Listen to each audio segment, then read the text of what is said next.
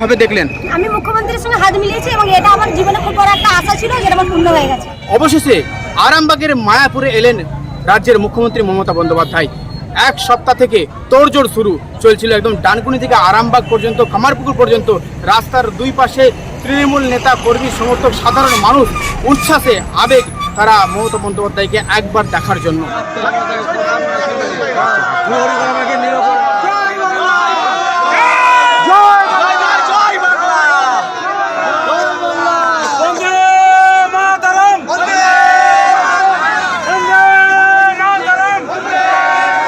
দিদি আমাদের জন্য অনেক উন্নয়ন করেছে, অনেক মানে এতটাই উন্নয়ন করেছে, নারীদের জন্য বিশেষ করে উন্নয়ন করেছে এতটাই যে আমরা মানে ভাষা নাই বলার মতো।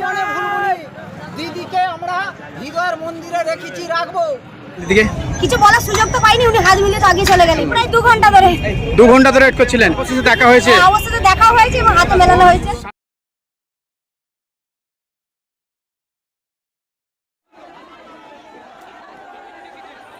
আরামবাগে বন্যা পরিদর্শন ও কামারপুকুরে প্রকল্প উদ্বোধনে এলেন রাজ্যের মুখ্যমন্ত্রী মমতা বন্দ্যোপাধ্যায়।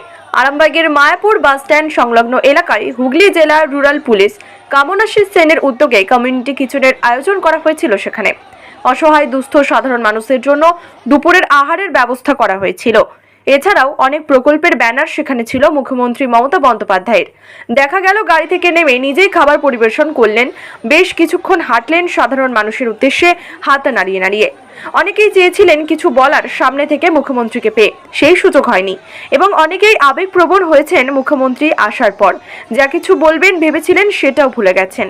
কি বলছেন তৃণমূলের নেতা কর্মীরা ও সাধারণ মানুষ, আমরা শোনাবো, দেখুন বিস্তারিত।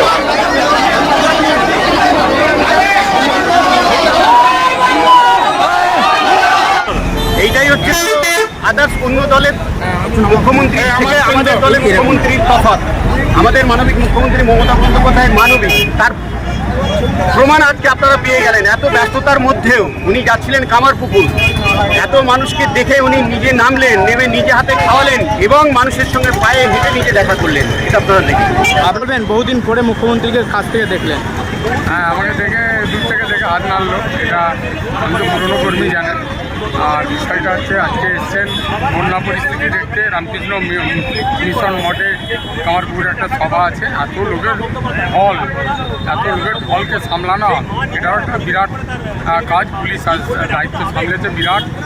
উন্নয়ন করেছে, লক্ষ্মী ভান্ডার আবার বাড়ায় বলছে। অবশ্যই বাড়াবে, অবশ্যই বাড়াবে। দিদি কথা দেয়, কথা রাখে, অবশ্যই বাড়াবে।